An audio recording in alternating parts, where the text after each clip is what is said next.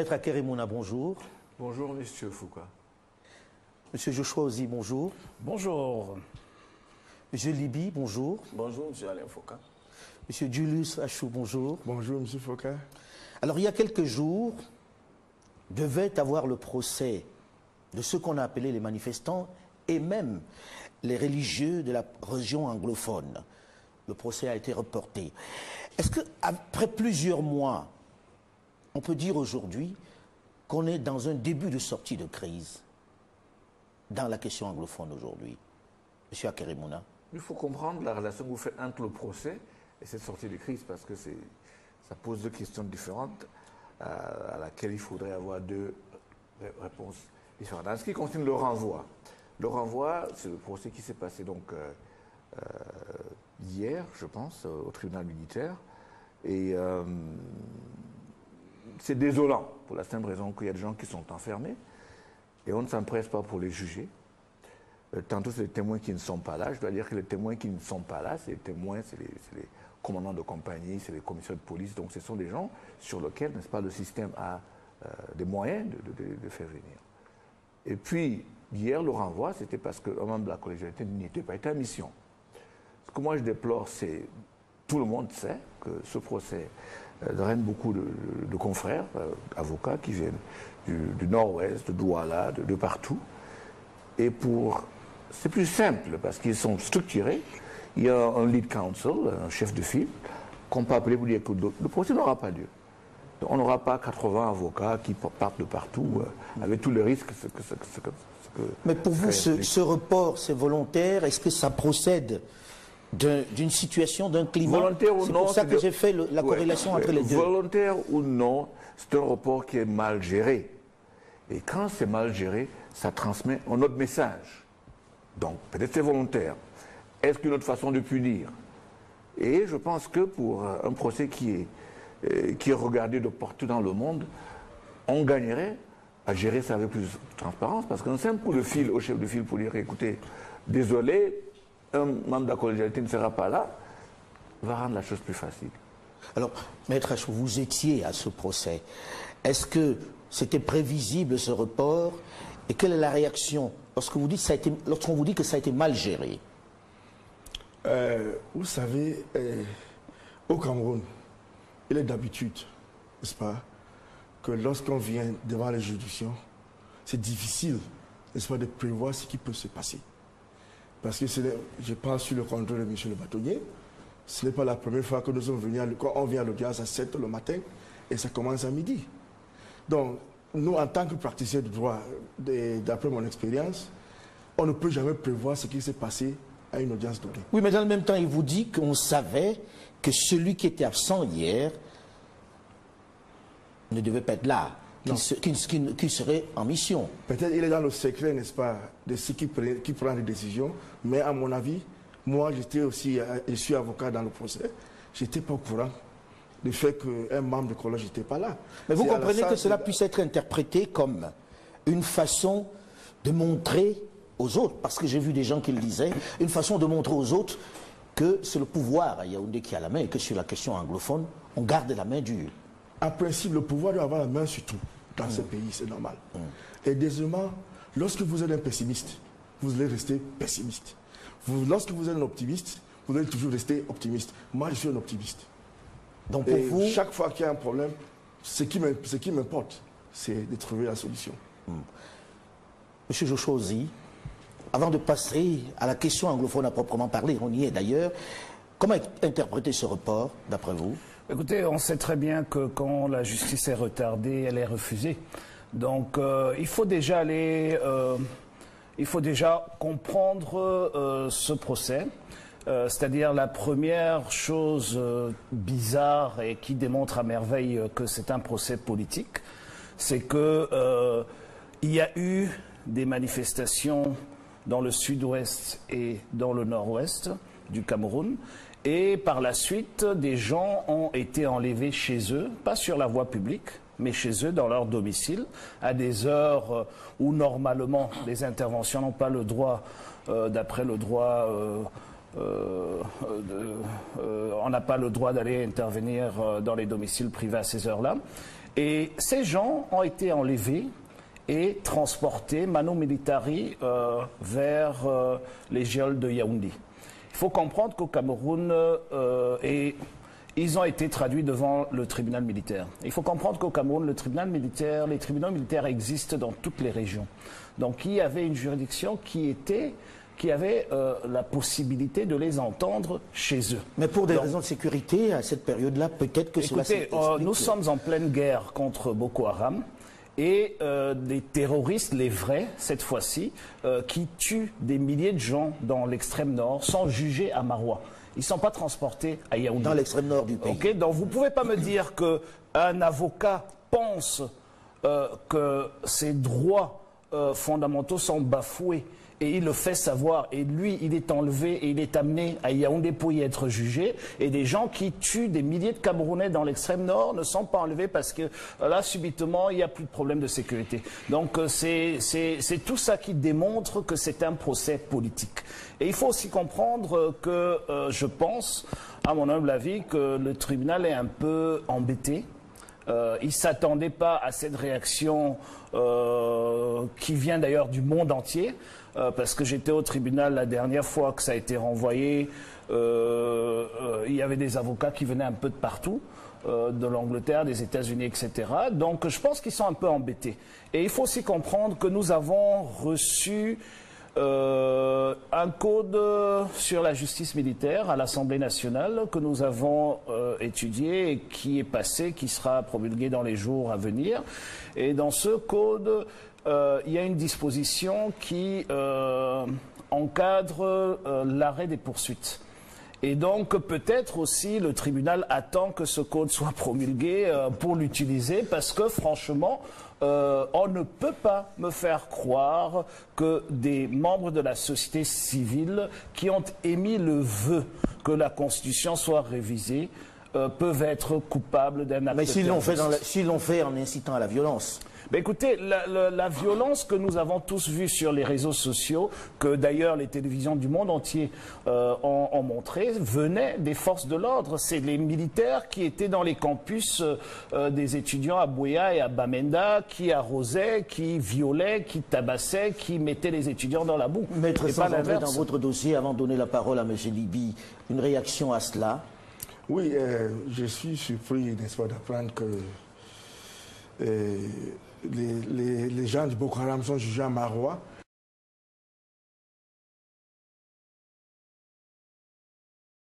Rappeler à Monsieur le Président que au Cameroun, le tribunal militaire se trouve à Yaoundé. Les autres tribunaux qui se trouvent dans les régions sont des tribunaux d'exception. Donc, le tribunal peut décider, n'est-ce pas, de s'accaparer de tout dossier, n'est-ce pas, de n'importe quelle juridiction du tribunal militaire ici au Cameroun, parce que c'est prévu par la loi. Vous savez, quand on parle de violence, sans entrer dans mon dossier, je pense que le moment venu, le public, n'est-ce pas, va comprendre ce qui s'est réellement passé en ce qui concerne la violence. Mais il faut noter qu'il y a des gens qui ont trouvé leurs droits bafoués, n'est-ce pas, par des individus. Vous en êtes le défenseur, en gros, de ceux qui estiment que leurs droits ont été bafoués pendant ces mouvements-là. Effectivement, c'est ces gens que je dis, certaines victimes. Je suis pas l'avocat de l'État, je défends certaines victimes qui estiment que leurs droits ont été bafoués. Monsieur Libi.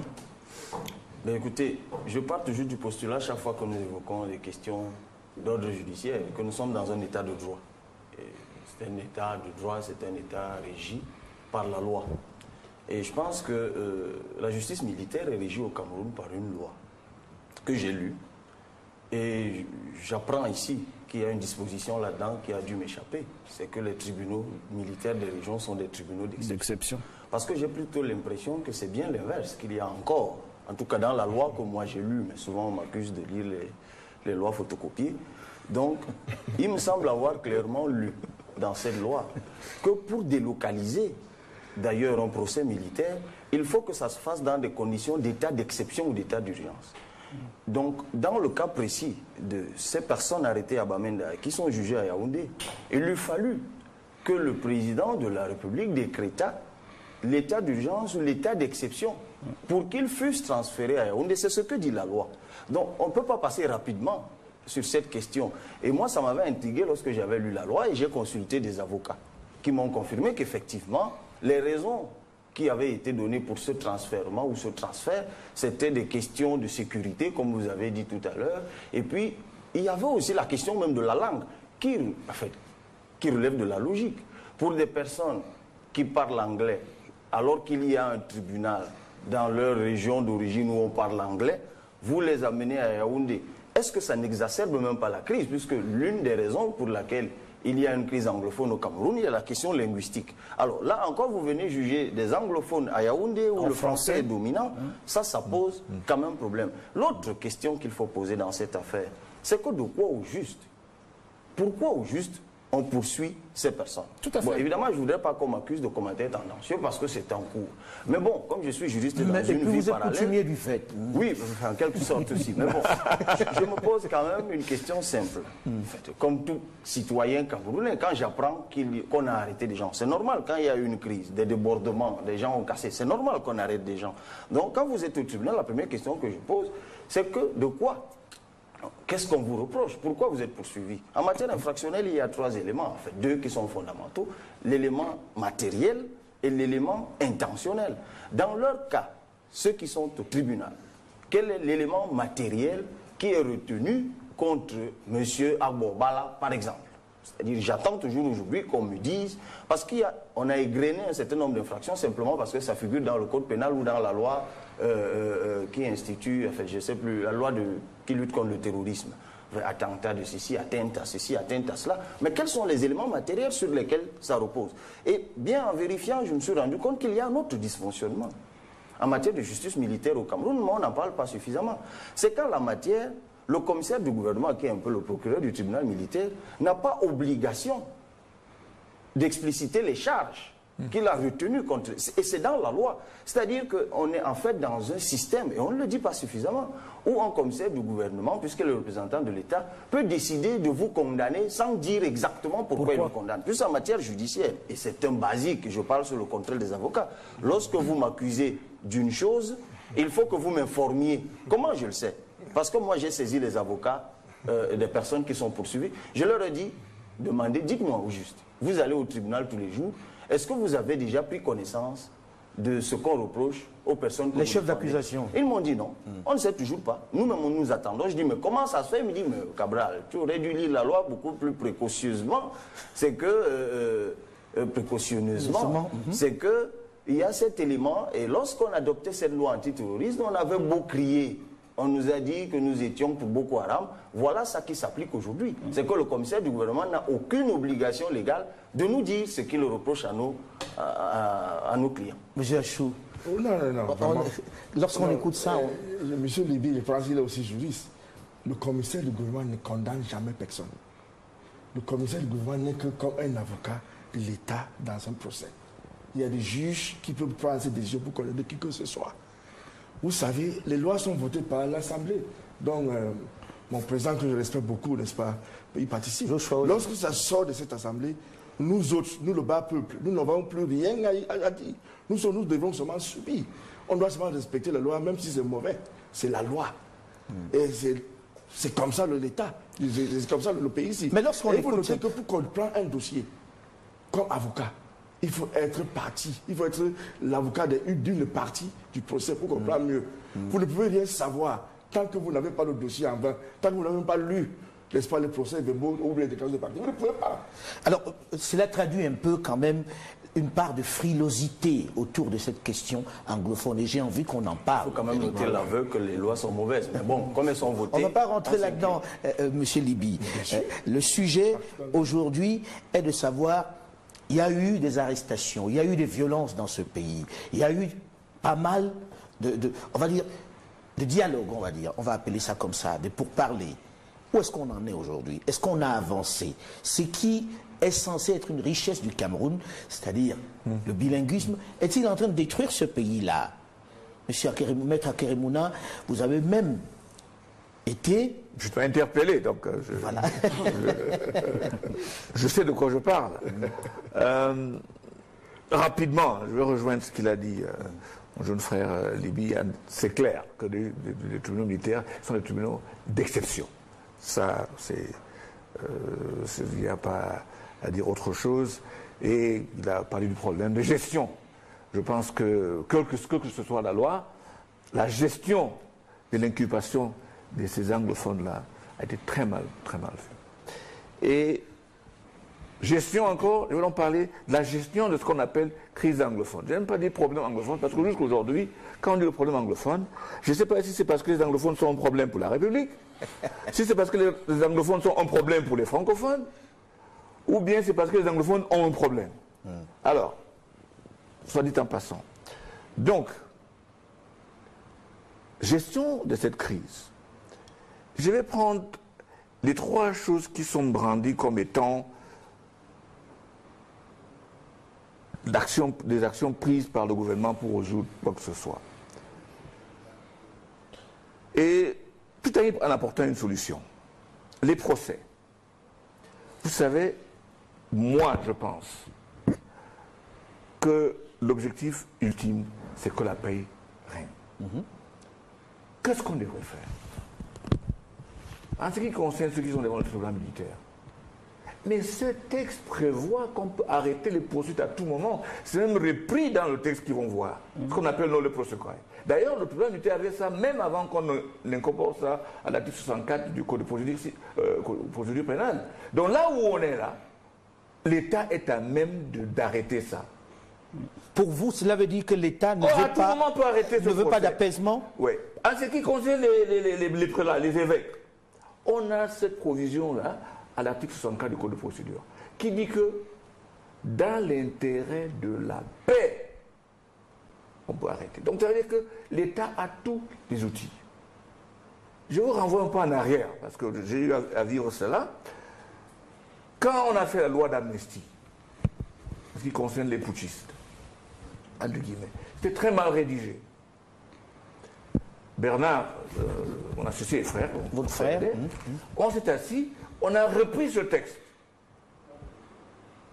Et on l'a envoyé au secrétaire général de la présidence, M. Sadou Ayatou. Notre version a été envoyée à l'Assemblée et a été votée, d'où dans l'amnistie. Parce qu'à ce moment-là, c'était clair qu'il fallait que la paix règne, que les peuples soient réconciliés. Alors je ne comprends pas qu'on soit dans une situation où tout le monde, et les instances internationales, et les Camerounais, et même ceux de ces régions, disent libérer ces gens pour qu'on puisse respirer de nouveau. Mais on pourrait vous opposer la question de se dire, et si ces personnes ont contribué à détruire, ont piétiné, on va dire, les symboles de la République, ont demandé la sécession, par exemple. Est-ce qu'il y a pire, Alain, que de prendre les armes contre la République? Ces gens ont été amnistiés. Je pense qu'il faut pas. Il faut savoir ce qu'on va au finish. Si c'est pour avoir raison, ben on a raison, et puis il n'y aura pas un pays après. Oui, mais dans le même temps, lorsque vous dites ça, certains vous accusent de les soutenir parce que vous seriez sécessionniste. Écoute, moi, quand j'étais interpellé, parce qu'on a ouvert des enquêtes contre moi, je me suis assis, ça c'est pour rejoindre ce que disait M. Dibi tantôt, et on ne m'a pas dit ce qu'on me reprochait. On m'a dit que vous avez écrit tel article, et vous avez dit ça, ça et ça, pourquoi vous avez écrit cela? C'est au bout de 5 minutes que je demande à l'enquêteur, mais au juste, qu'est-ce que vous me reprochez? C'est là qui parle terrorisme, atteinte à la sûreté de l'État, sécession, bon, il y en a eu 5. Donc, je voulais aller très vite sur... rapidement, parce que le temps tourne vite. Justement, donc, j'ai parlé donc que l'État, là où nous sommes, a des outils qui permettent d'arrêter tant dans les tribunaux d'ordre judiciaire, tant dans le tribunal militaire, a les outils d'arrêter tout. Fameux comité sur le bilinguisme. Voilà. Inspiré souvent des Canadiens. Les Canadiens ont un comité de surveillance. Tout à fait. Qui veille à l'application de la Constitution. Donc c'est comme une police. Alors, nous avons déjà des problèmes d'application ou de mise en œuvre des textes. Alors, quand vous avez une commission qui a seulement voix consultative, qui va donc informer le politique, qui va transformer ça en texte pour que ça donne une solution... Pour vous, c'est inefficace. Et c'est une farce. Troisième volet, pour aller très vite, c'est ce qui concerne les magistrats anglophones. J'entends qu'on a laissé un concours. Les résultats de ce processus-là pour avoir des magistrats anglophones, c'est dans 4 ans. Au mieux. Alors que dans l'article, une loi de, je crois, de 2004, qui dit que les avocats, et ça c'est la tradition common law, puisqu'on parle de common law, dans le système common law, 50% des magistrats sont des anciens avocats. Alors, si on veut aller vite, on va chez les avocats, qui ont de 10 ans de plus, on a recruté des anglophones, et dans les 3 mois, vous avez des magistrats anglophones. Avant d'aller plus loin, puisque je vais donner la parole au député Ozi, rassurez-moi, vous n'êtes pas sécessionniste. Pourquoi devrais-je vous rassurer? Parce que je suis anglophone. Puisqu'on l'a dit. Ben, on sait qui? Moi, je trouve ça vraiment... Quand on me pose... J'ai dit ça à l'enquêteur qui me l'a dit. Pour moi, à Thierry Mouna, je trouve ça offensant. Parce que combien sont les anglophones qui ont dit que mon père a vendu les anglophones? Et quand j'entends un francophone me dire juste le contraire, ça me fait rire. Ça me fait rire parce que je pense qu'on est entré dans une situation dans notre pays où c'est facile de donner des labels parce qu'on n'a pas résoudre des problèmes. Celui qui parle de moi, un citoyen camerounais, qui propose des solutions, et au lieu de répondre à ce que je propose, il préfère me donner un label, soit. Et ça ne change pas le fait qu'il y a des problèmes à résoudre. Et le plus vite on va les résoudre, le mieux c'est pour tout le monde. Mais si on reste dans cette logique de donner des noms aux autres et aux uns et aux autres, on va en arriver où on va arriver. Et ça va être catastrophique. Joshua Ozi, vous qui êtes au Parlement, est-ce que vous avez le sentiment aujourd'hui qu'il y a une démarche pour en finir avec cette tension née de ce qu'on a appelé la crise anglophone? Non, je pense que la démarche aujourd'hui est pour essayer de sauver la tête du prince, du président de la République, et il n'y a aucune autre démarche. Mais sa tête n'est pas menacée par sa tête est menacée parce que vous savez que il se fonde sur la paix et l'unité nationale. Il n'a apporté rien de plus à ce pays. Et partout où il passe, et chaque fois qu'il prend la parole, et chaque fois que ces turiféraires prennent la parole, on parle du père de la nation, de celui qui a apporté la paix, de celui qui incarne l'unité nationale, etc. Et aujourd'hui, nous n'avons plus de paix, nous n'avons plus d'unité nationale. Et donc, aujourd'hui, ce qu'on essaye de faire, ce que le gouvernement essaye de faire, c'est de sauver sa tête. Parce que vous ne pouvez pas m'expliquer, je reviens sur les leaders anglophones emprisonnés, vous ne pouvez pas m'expliquer que des gens qui étaient à la table de négociation avec le Premier ministre de la République se retrouvent en prison parce qu'ils sont terroristes. Pourquoi est-ce que le Premier ministre discutait avec eux? C'est quand les négociations échouent qu'ils deviennent subitement terroristes. Vous ne pouvez pas m'expliquer que les enfants qu'on a arrêtés dans des villages éloignés de la route principale, qui sont ici en prison aujourd'hui, vers Mbongue et tout ça, qui sont des terroristes. Vous ne pouvez pas m'expliquer tout ça. Donc il faut quand même aussi comprendre, pour aller dans le sens de Maître Akeremouna, avec l'absence de volonté politique de résoudre ce problème, c'est que le Cameroun a ratifié toutes les conventions, toutes, que ce soit des conventions africaines de l'Union africaine ou internationales de l'ONU, etc., sur les droits de l'homme, où il est clair qu'un tribunal militaire ne doit pas juger des civils. C'est clair. On l'a encore rappelé au garde des Sceaux et au ministre de la Défense il y a 2 jours à l'Assemblée nationale. Nous sommes signataires de tous ces engagements-là. Et donc, ils sont au-dessus de nos lois. Je dois rappeler que nous avions invité dans ce magazine plusieurs personnalités du gouvernement. Le gouvernement nous a écrit pour nous dire que certains ministres seraient sur ce plateau, il devait y en avoir 2.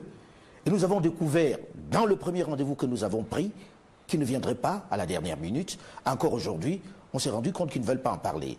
Je veux avoir la faiblesse de penser que c'était parce que les ministres étaient occupés, mais 2 fois, ça fait beaucoup. Seulement, on ne pouvait pas, encore une fois, reporter l'émission, parce qu'à ce rythme-là, on ne la ferait pas. Et ceux qui sont en face commencent à croire que nous avons également passé un accord avec le gouvernement pour ne jamais parler de la question anglophone.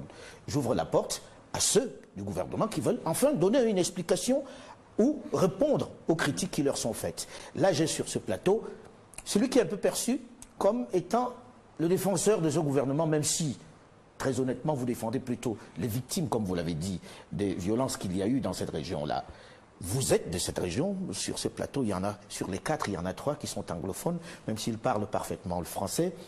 Avez-vous le sentiment, vous, en tant qu'anglophone, là vous sortez de la peau du défenseur des victimes, que ce gouvernement aujourd'hui fait des efforts pour amener la paix et pour faire de cet avantage camerounais, le bilinguisme, un vrai avantage, pas un handicap? Ça dit, depuis ma bord, il faut qu'on accepte que ce n'est pas le gouvernement qui est la cause génératrice de ce problème. Ce problème sort du fait que les avocats ont décidé de ne pas aller aux audiences et les enseignants ont décidé, n'est-ce pas, de ne pas aller enseigner les enfants. Et les écoles ont fermé leurs portes. Pour de bonnes raisons ou pas? Non, pour de bonnes raisons ou pas. Donc il faut noter que cette violence ou bien cette atmosphère n'a pas été créée par le gouvernement. Car cela ne tient. Oui, mais qu'il le fasse, c'était pour des bonnes raisons ou pas? Non, je ne veux pas juger, parce qu'au Cameroun, chacun a le droit de dire ce qu'il pense et de faire ce qu'il veut conformément à la loi. Ah, c'est pas ce qui interpelle par le CED, hein? Justement, on s'est interpellé parce que moi, je suis maître Atou. C'est maître Atou qui parle. Au Cameroun, chacun a le droit de penser ce qu'il pense et dire ce qu'il veut. Mais comme ça, conformément à la loi. Ne dépense pas, n'est-ce pas, votre nez. Vous savez, ce n'est pas le gouvernement qui a causé le problème de cette crise. Mais quand je regarde du côté du gouvernement, qu'est-ce que le gouvernement a déjà fait?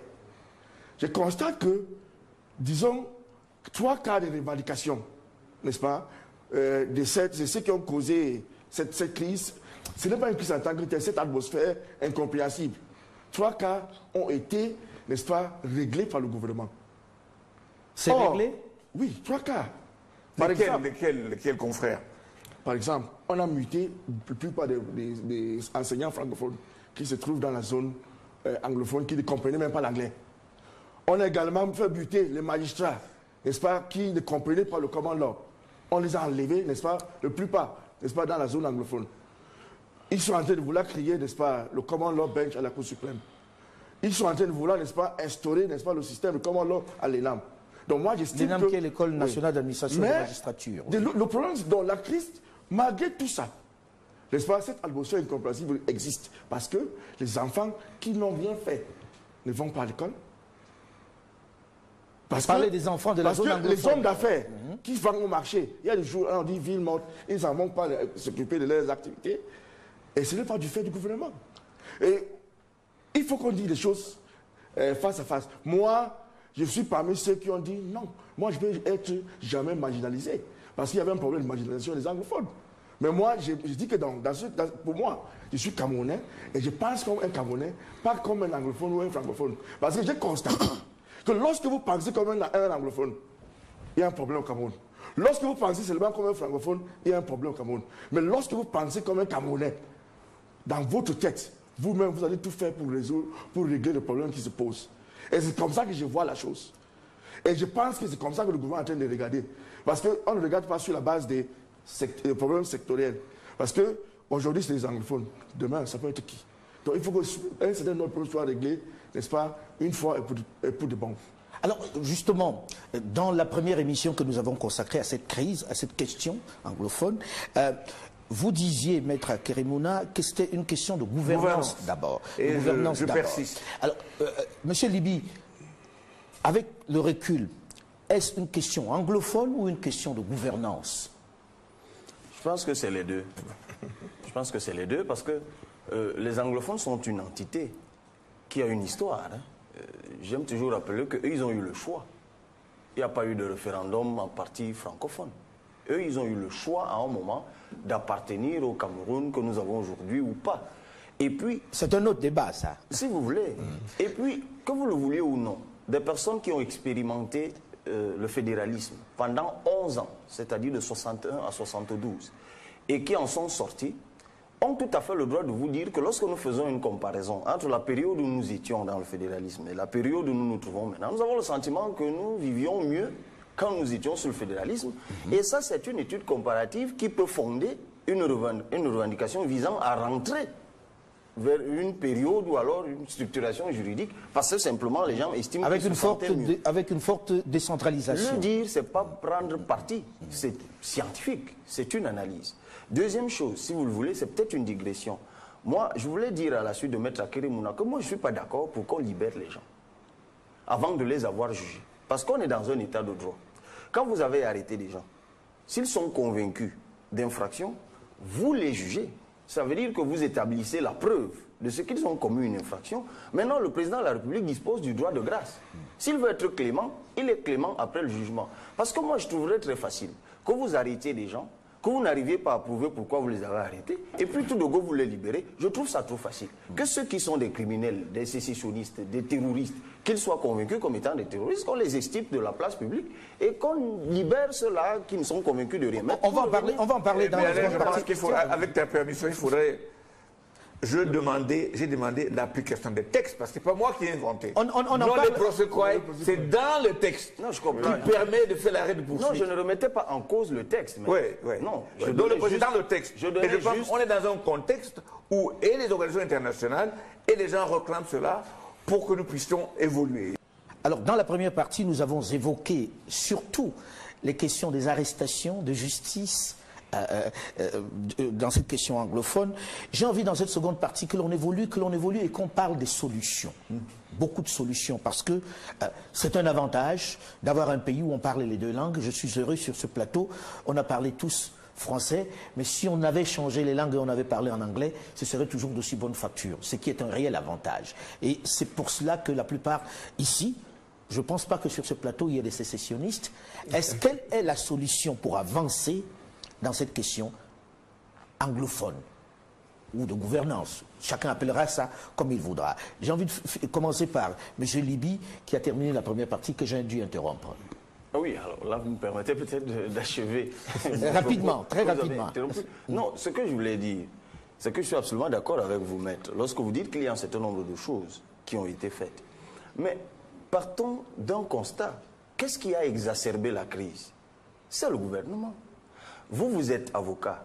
Lorsque les avocats se lèvent un matin, formulent des revendications une fois, deux fois, trois fois, quatre fois, je ne sais pas, une infinité de fois, et exerçant leur droit de gréver, s'habillent en robe noire, décident de marcher pacifiquement dans la rue. Vous venez les bastonner comme de vulgaires bandits, vous les traînez dans la boue, et puis vous dites qu'ils sont des terroristes. Alors que 4 mois seulement plus tard, on les a bastonnés en novembre, et curieusement, en avril, tout ce que vous venez de citer, maître, c'est bien ce que les avocats revendiquaient en novembre lorsqu'ils ont marché. Vous les bastonnez quand même entre-temps, vous les jetez en prison, et 4 mois plus tard, vous vous arrogez les solutions, puisque vous parlez de solutions, et vous voulez nous dire que vous voulez la paix. Non, c'est le gouvernement qui l'a fait. Si vous voulez, on aborde la même question du point de vue des revendications des enseignants. Qu'est-ce qui s'est passé avec les enseignants? C'est qu'ils ont pendant longtemps revendiqué, pour le cas de l'enseignement supérieur d'ailleurs, que je connais mieux, au moins 1 an avant la crise, en tout cas l'exacerbation de la crise, des comités de suivi se tenaient au ministère de l'enseignement supérieur. Des résolutions avaient même été trouvées. Ces résolutions avaient même été validées par les deux parties, c'est-à-dire l'administration et les représentants des syndicats anglophones. Ça avait été transféré au premier ministère où c'est resté dans les tiroirs pendant 1 an, jusqu'à ce que les enseignants expriment leur ras-le-bol et puis commencent à manifester. Donc, quel que soit le bout par lequel vous prenez cette histoire, c'est notre immobilisme, notre inertie, et l'inertie qu'il faut imputer au gouvernement actuel qui ont débouché sur cette crise. Maintenant, les solutions, si vous voulez, elles sont simples. Elles sont d'ordre corporatiste, elles sont d'ordre politique. Les solutions corporatistes, elles avaient été évoquées dans les discussions avec le consortium. C'est vrai, les discussions ont achoppé sur les revendications politiques, mais je pense que c'est là la solution. Il faut conjuguer les deux. On ne peut pas dissocier les revendications politiques des revendications corporatistes ou penser que la solution résiderait seulement à n'accorder d'attention qu'aux solutions corporatistes. Il y a des avancées sur ce point pour les enseignants, pour les magistrats, pour les avocats, il y a des avancées. Donc il y a des réelles avancées. Oui, mais aujourd'hui, regardons-nous en face et disons-nous la vérité. Où se trouve le problème? Moi, j'étais à Bamenda et j'ai été écœuré comme vous de voir que des enfants n'allaient pas à l'école. Monsieur Foka, ça, c'est une situation grave. Parce que moi, je pense que ces enfants qui vont faire 1 an sans aller à l'école, 2 ans sans aller à l'école, seront un problème politique encore plus tard. Moi, je plaide pour que les enfants rentrent à l'école. Mais pour que les enfants rentrent à l'école, ils sont obligés aujourd'hui de tenir compte aussi de ce que les parents de ces enfants disent. Parce que si les enfants ne vont pas à l'école, c'est parce que les parents les retiennent à la maison. Et parfois, les revendications de ces parents sont d'ordre politique. Moi, j'ai noté une chose, et ça, c'est un clin d'œil, si vous voulez, mais en réalité, c'est une tristesse aussi que j'exprime. J'ai noté, par exemple, à l'université de Bamenda, pendant que j'y étais, qu'on obligeait les francophones à composer en anglais. Et ça aussi, c'est un versant de la crise qu'on n'aborde pas beaucoup. À l'école normale de Bamenda, on impose aux francophones de composer en anglais, ce qui est inenvisageable en zone francophone, en tout cas dans un pays bilingue. Ici, en zone francophone, les anglophones composent en anglais. En zone anglophone, les francophones composent en français, mais là-bas, on impose, et quand ils se plaignent, on leur dit rentrez chez vous les francophones. Ça, c'est des choses que j'ai vécues en milieu intellectuel, et ça aussi, il faut le regretter. Mais pour revenir à la solution, je pense qu'il y a un aspect politique dans cette solution qu'il faut aborder, la forme de l'État, qu'on le veuille ou non. Je sais qu'en le disant ici, ça peut me valoir des choses, parce que c'est devenu tabou. Parce bon, on ne peut pas parler de la forme de l'État? Oui, mais c'est bizarre, parce que moi, je suis quand même enseignant-moniteur dans une faculté de droit, et je tiens des enfants en droit constitutionnel, et l'un des thèmes de TD, c'est le fédéralisme. Alors, vous vous doutez bien que dès que j'ai abordé la question, la première question qui m'a été posée par les étudiants, c'était de savoir, bon, encore que certainement que je ne le ferai plus demain, parce que je l'ai dit ici, mais je l'ai déjà fait de toute façon. Les enfants me demandent, mais la forme fédérale de l'État, là, pourquoi on dit que c'est impossible chez nous? J'ai dit, mais écoutez, n'allez pas penser que parce qu'un homme politique a fait un discours à la télé et que lui, il n'est pas d'accord avec une chose, que juridiquement, elle n'existe pas. Je pense que c'est une question qu'il faut aborder froidement. Donc, moi, je la suis question du fédéralisme. Moi, je propose aujourd'hui un État régional qui est à mi-chemin entre l'État décentralisé et l'État fédéral, mais il faut s'asseoir avec les personnes qui portent ces revendications et accepter le débat de fond. On ne peut pas l'évacuer parce qu'un président a dit « je n'en veux pas ». Alors, justement, le député qui est là, est-ce un sujet abordé à l'Assemblée? Est-ce qu'on envisage une autre forme de l'État qui ne soit pas l'actuelle? Pas la sécession, parce qu'on ne parle plus de sécession, mais est-ce que vous abordez la question du fédéralisme ou ce que vous avez appelé un État régional? Écoutez, je pense qu'il faut déjà faire le constat de l'échec de la décentralisation. Et il faut voir que la décentralisation... Voilà, il faut voir que il faut comprendre que la décentralisation qui a été inscrite dans la Constitution de 1996, qui n'est toujours pas appliquée aujourd'hui, était un consensus politique par rapport à l'État unitaire central et au fédéralisme qui faisait la discussion pendant la tripartite. Donc l'échec de cette décentralisation, c'est-à-dire qu'on l'a même jamais véritablement entamée, démontre à merveille aujourd'hui que le pouvoir politique en place n'a pas envie de la dévolution des pouvoirs, qu'ils soient économiques, qu'ils soient politiques, etc. Il est très centralisé.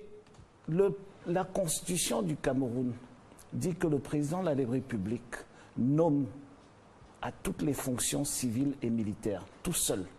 Et c'est cette tradition hyper centralisée que l'entité politique qu'on appelle anglophone, parce que très souvent on l'assimile à une tribune, non. C'est un pays qui est venu rejoindre un autre pays et qui avait une tradition, une culture politique complètement décentralisée. Et c'est la nostalgie de cette décentralisation-là que les gens mettent au devant aujourd'hui. Et il faut comprendre, je vais aller plus loin, certes, il y a des avancées corporatistes et tout ça, mais le problème de fond, il est politique. Et il faut un débat sain autour de la forme. Mais est-ce que ce débat est ouvert à l'Assemblée?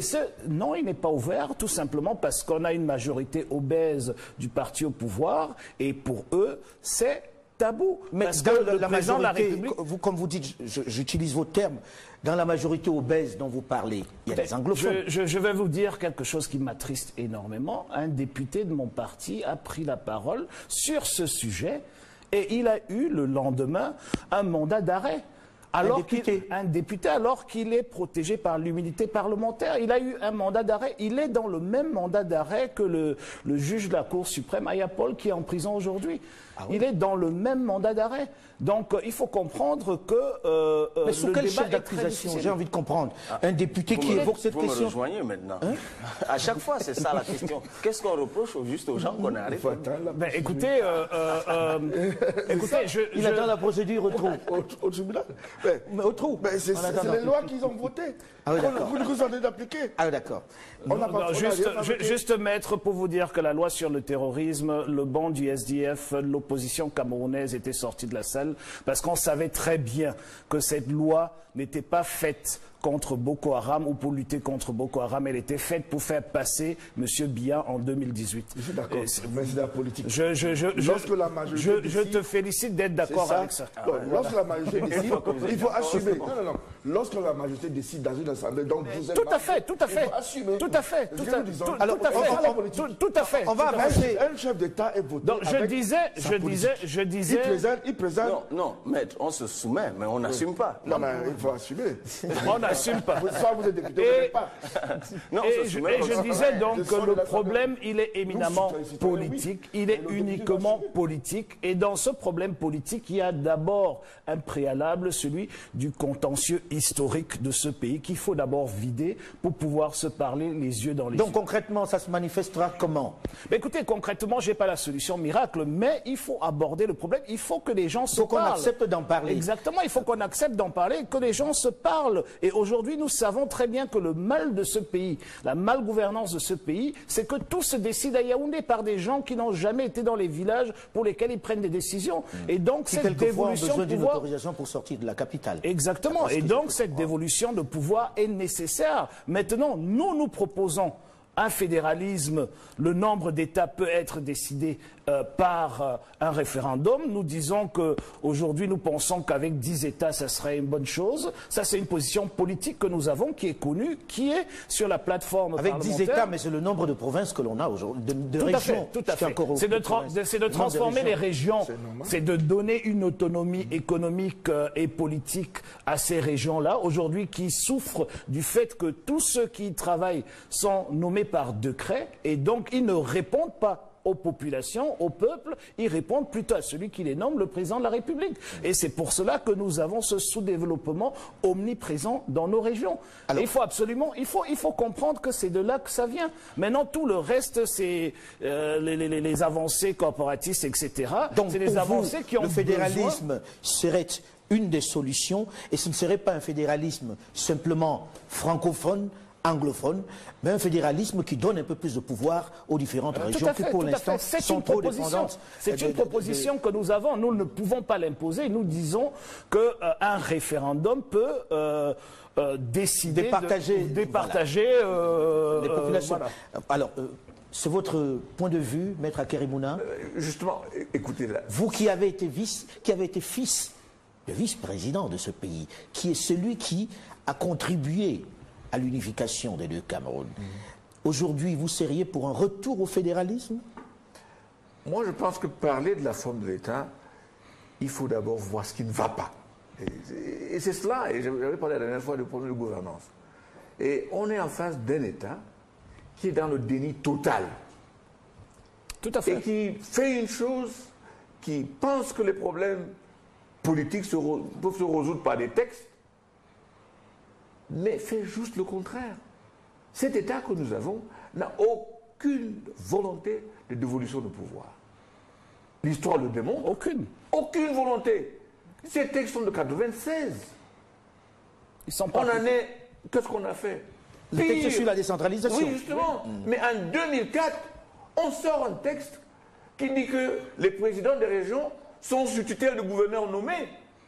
Donc on revient à la case départ. Ça veut dire que il n'y a aucune volonté, même politique, quand vous regardez le parti au pouvoir de RDPC, eux-mêmes ont élu dans les sections, des présidents des sections, pour partir par la suite nommer des coordonnateurs des régions, dont les gens pas élus. Donc on est dans un État qui passe son temps à concentrer le pouvoir au centre. Et ça, en fait, c'est le trait typique de la mauvaise gouvernance. Il faut que tout se passe là. Et quand vous regardez le texte, le gouvernement est là pour quoi? En fait, pour gérer le budget, en fait, comme les préfets et les maires d'aujourd'hui. Donc, on est dans un pays, il y a une seule logique, c'est centralisé par un groupe d'oligarques que personne n'a élu. Parce qu'en fait, vous me dites, c'est bien, à l'Assemblée, à la rigueur, le président à la rigueur. Mais qui a élu le Premier ministre et les ministres? et les préfets, et les gouverneurs. Mais ce sont les gens qui ont le pouvoir. Qui ont le pouvoir. C'est eux qui ont et le tous les gens qui ont été élus, les conseillers, les maires, ils n'ont pas droit au chapitre. Donc, comment voulez-vous que nous ayons un État où le peuple puisse s'exprimer? Je vous l'ai dit. On a un État du gouvernement, par le gouvernement, et pour le gouvernement, ben écoute, le peuple, il peut attendre. J'aimerais juste démontrer ça, rapidement. Les spécificités camerounaises. Au Cameroun, nous votons pour nos conseillers municipaux qui nous donnent nos maires, mais qui n'ont aucun pouvoir. Parce que le maire dépend du sous-préfet. Du sous-préfet. Et dans les grandes villes, on a créé le poste de délégué de gouvernement qui est nommé par le président et qui gère le budget. Et les mairies, qu'est-ce qu'elles font? Elles gèrent à la limite l'hygiène et la salubrité, mais elles sont là pour les actes de mariage et de décès et de naissance. Donc voilà où nous en sommes. On nous a dit en 96 qu'on va instaurer la décentralisation au fur et à mesure.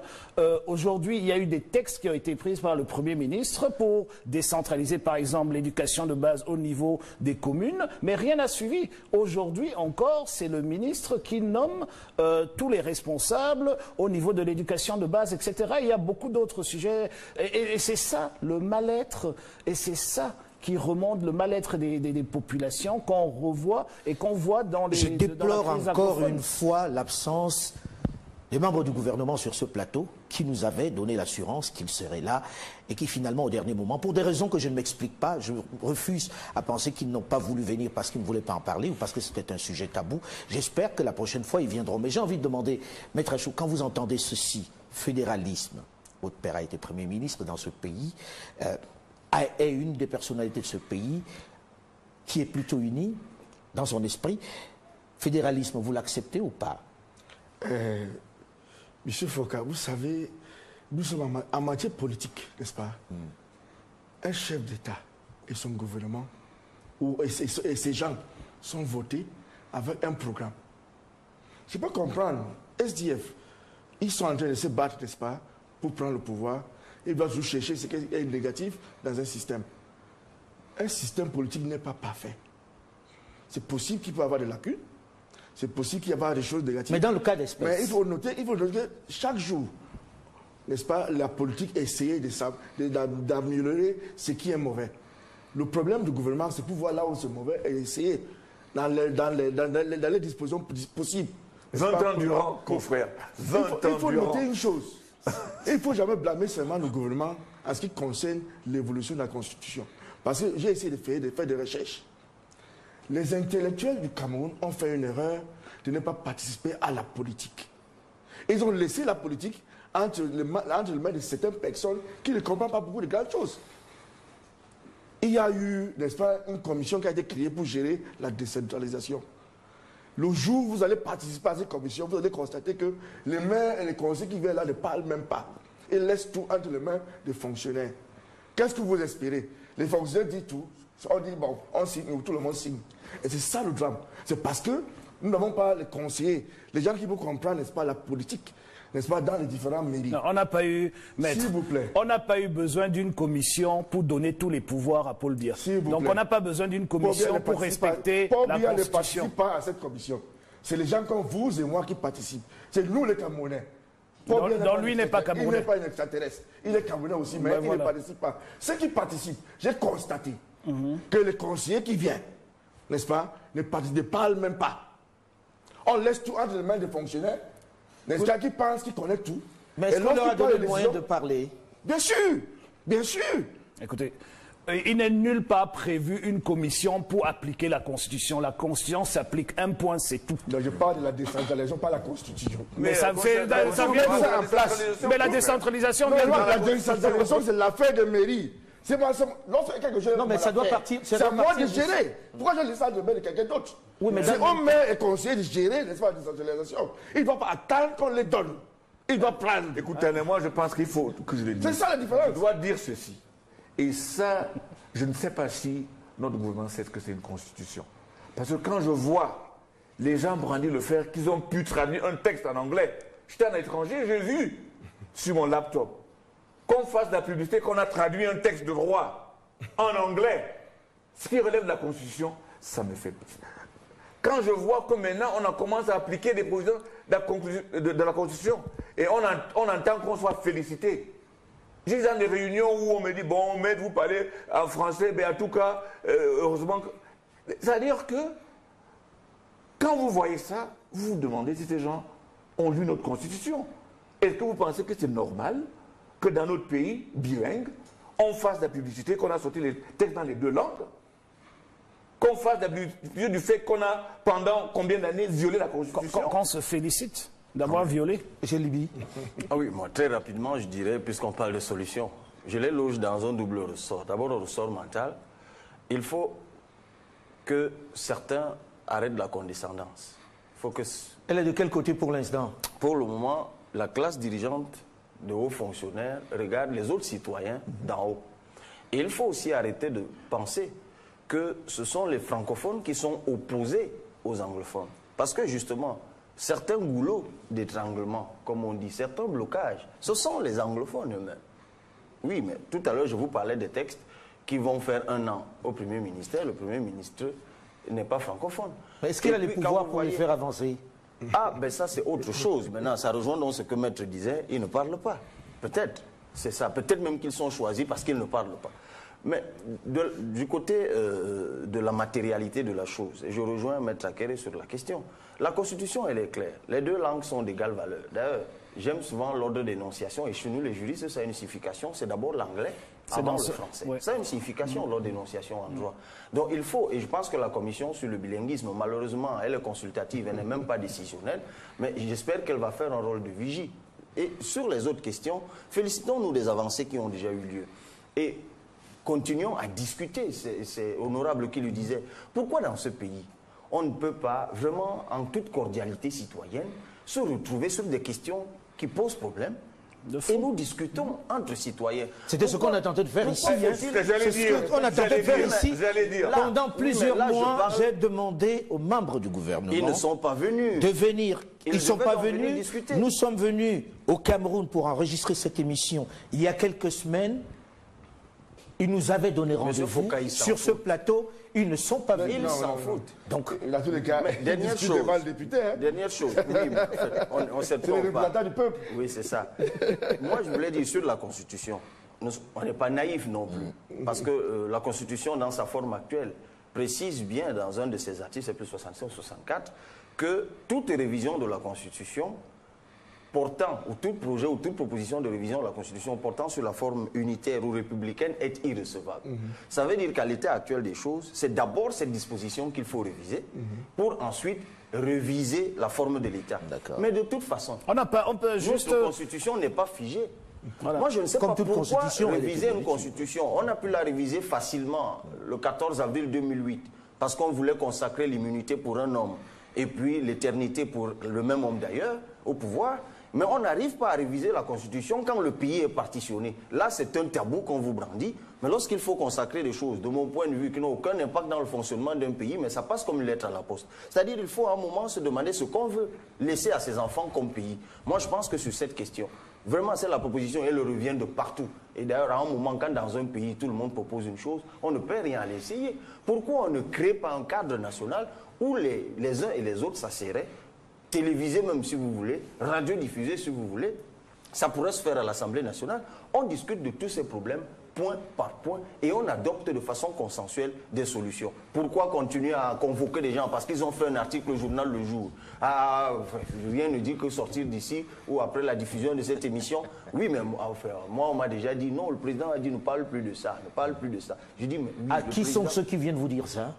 Les journalistes qui ont été menacés. Des personnes, mais parfois des personnes de brillants intellectuels, hein, des personnes très respectables, qui viennent vous dire, écoute Cabral, tu es un gars, vraiment on t'écoute. On t'aime bien. Oui, on t'aime bien et on veut que tu vives longtemps. Quand le père a déjà dit une chose, vraiment il ne faut plus. Je dis, mais dites-moi, un bon père de famille, même le plus sévère du monde, et Dieu sait que le mien en a été, sévère. J'aimerais juste dire quelque chose, je suis tout à fait d'accord avec Cabral, mais juste une petite nuance.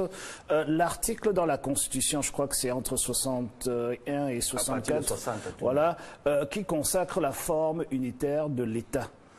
Le fédéralisme ne désunit pas l'État. Au fait, l'union devient même plus forte. Okay, donc la forme de l'État n'attaque pas l'unité de l'État. Il ne s'agit pas de débattre sur la sécession d'une partie de ce pays, réduire la taille de ce pays ou de l'augmenter. Voilà ce que la Constitution dit.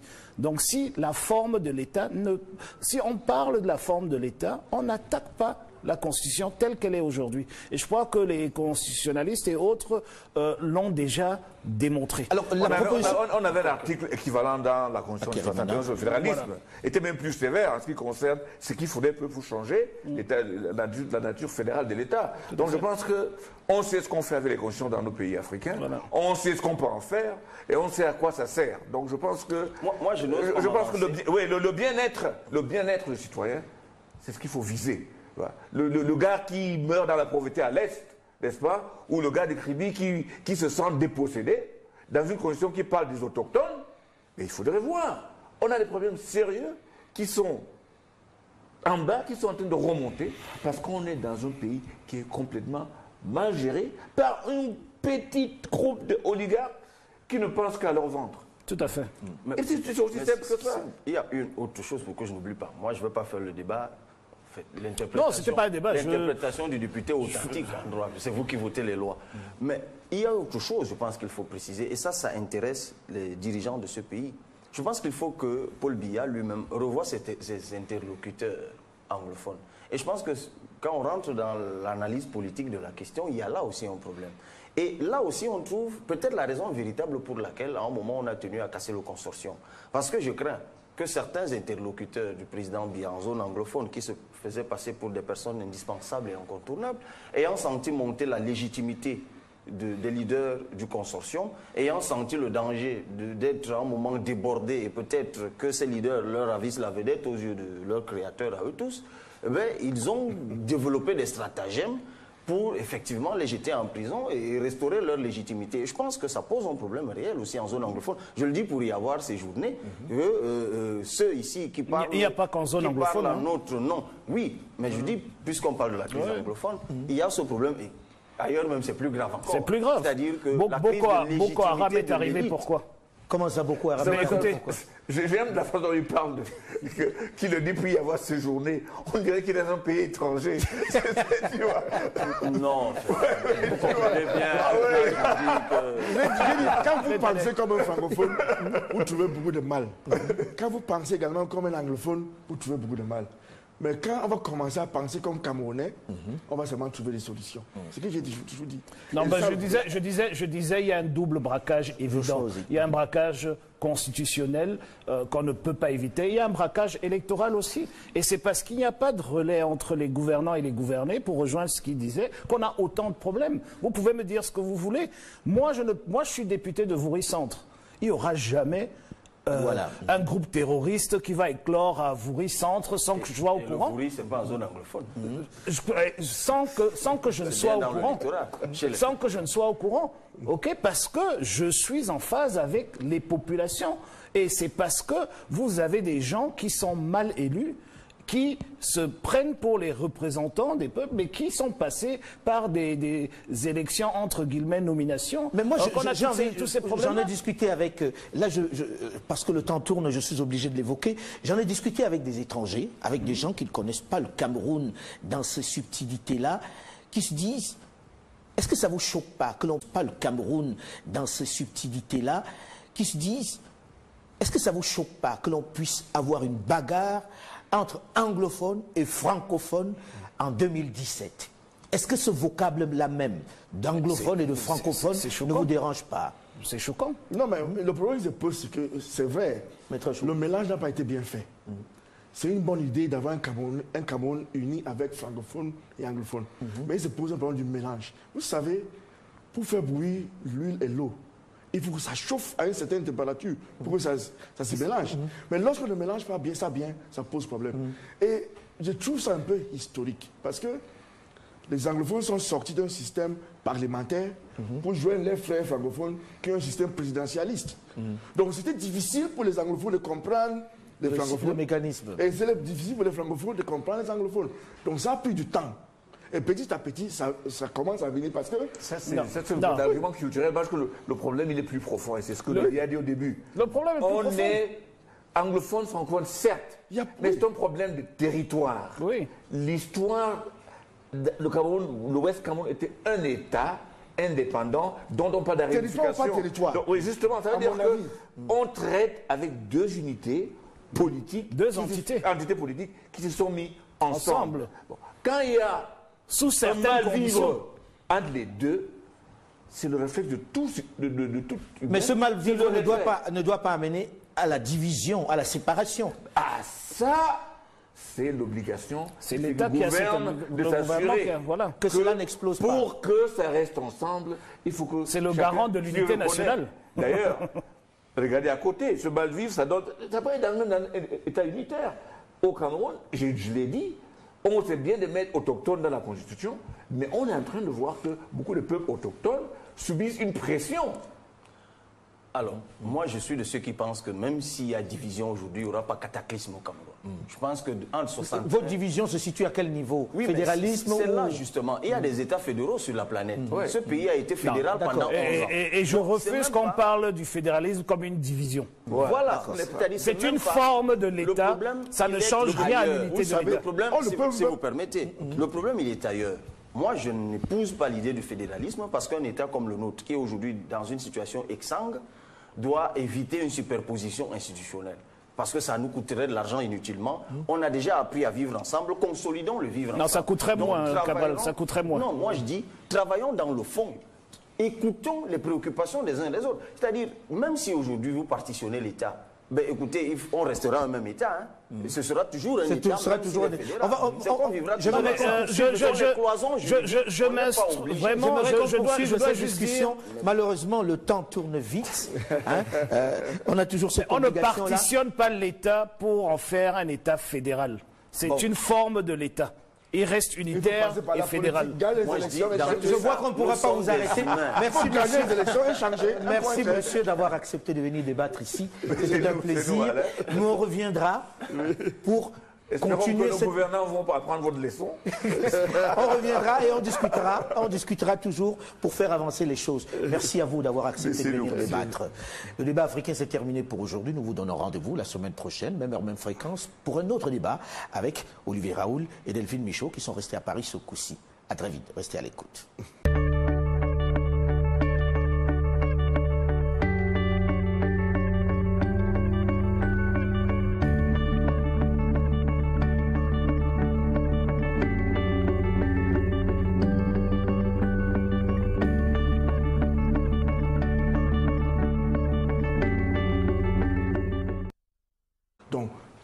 Le tribunal peut décider, n'est-ce pas, de s'accaparer de tout dossier, n'est-ce pas, de n'importe quelle juridiction du tribunal militaire ici au Cameroun, parce que c'est prévu par la loi. Vous savez, quand on parle de violence, sans entrer dans mon dossier, je pense que le moment venu, le public, n'est-ce pas, va comprendre ce qui s'est réellement passé à ce qui concerne la violence. Mais il faut noter qu'il y a des gens qui ont trouvé leurs droits bafoués, n'est-ce pas, par des individus. Vous en êtes le défenseur, en gros, de ceux qui estiment que leurs droits ont été bafoués pendant ces mouvements-là. Effectivement, c'est ce genre que je dis. Certaines victimes, je suis pas l'avocat de l'État, je défends certaines victimes qui estiment que leurs droits ont été bafoués. Monsieur Libi. Ben écoutez, je pars toujours du postulat chaque fois que nous évoquons des questions d'ordre judiciaire, que nous sommes dans un état de droit. C'est un état de droit, c'est un état régi par la loi. Et je pense que la justice militaire est régie au Cameroun par une loi que j'ai lue. Et j'apprends ici qu'il y a une disposition là-dedans qui a dû m'échapper. C'est que les tribunaux militaires des régions sont des tribunaux d'exception. Parce que j'ai plutôt l'impression que c'est bien l'inverse, qu'il y a encore, en tout cas dans la loi que moi j'ai lue, mais souvent on m'accuse de lire les lois photocopiées. Donc, il me semble avoir clairement lu dans cette loi que pour délocaliser d'ailleurs un procès militaire, il faut que ça se fasse dans des conditions d'état d'exception ou d'état d'urgence. Donc, dans le cas précis de ces personnes arrêtées à Bamenda qui sont jugées à Yaoundé, il lui fallut que le président de la République décréta l'état d'urgence ou l'état d'exception pour qu'ils fussent transférés à Yaoundé. C'est ce que dit la loi. Donc, on ne peut pas passer rapidement sur cette question. Et moi, ça m'avait intrigué lorsque j'avais lu la loi et j'ai consulté des avocats qui m'ont confirmé qu'effectivement, les raisons qui avaient été données pour ce transfèrement ou ce transfert, c'était des questions de sécurité, comme vous avez dit tout à l'heure. Et puis, il y avait aussi la question même de la langue, qui relève de la logique. Pour des personnes qui parlent anglais, alors qu'il y a un tribunal dans leur région d'origine où on parle anglais, vous les amenez à Yaoundé. Est-ce que ça n'exacerbe même pas la crise? Puisque l'une des raisons pour laquelle il y a une crise anglophone au Cameroun, il y a la question linguistique. Alors là encore, vous venez juger des anglophones à Yaoundé où le français est dominant, ça pose quand même problème. L'autre question qu'il faut poser dans cette affaire, c'est que de quoi au juste?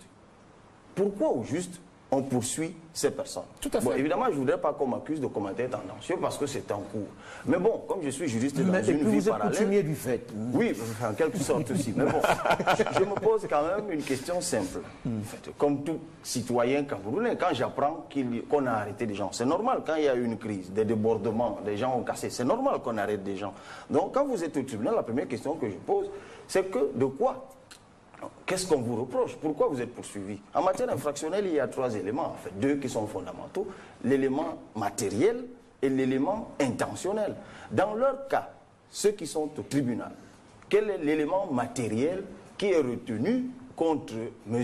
Agbobala, par exemple?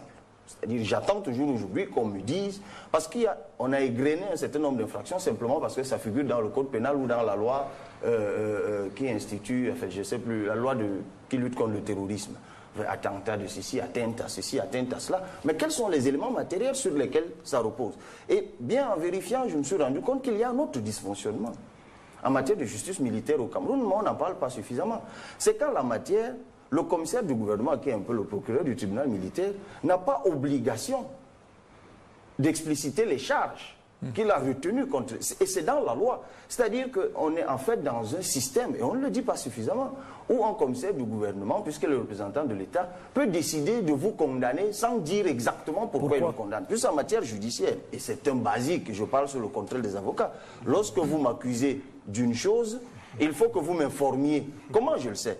Parce que moi, j'ai saisi les avocats des personnes qui sont poursuivies. Je leur ai dit, demandez, dites-moi au juste. Vous allez au tribunal tous les jours. Est-ce que vous avez déjà pris connaissance de ce qu'on reproche aux personnes que les chefs d'accusation? Ils m'ont dit non. On ne sait toujours pas. Nous-mêmes, nous attendons. Je dis, mais comment ça se fait? Il me dit, mais Cabral, tu aurais dû lire la loi beaucoup plus précautionneusement.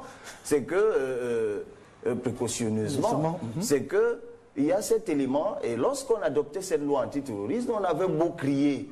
On nous a dit que nous étions pour Boko Haram. Voilà ça qui s'applique aujourd'hui. C'est que le commissaire du gouvernement n'a aucune obligation légale de nous dire ce qu'il reproche à nos clients. Monsieur Achou, non. Lorsqu'on écoute ça... Monsieur Libi, je pense qu'il est aussi juriste. Le commissaire du gouvernement ne condamne jamais personne. Le commissaire du gouvernement n'est que comme un avocat de l'État dans un procès. Il y a des juges qui peuvent prendre ces décisions pour condamner qui que ce soit. Vous savez, les lois sont votées par l'Assemblée. Donc, mon président, que je respecte beaucoup, n'est-ce pas, il participe. Lorsque ça sort de cette Assemblée, nous autres, nous le bas peuple, nous n'avons plus rien à dire. Nous devons seulement subir.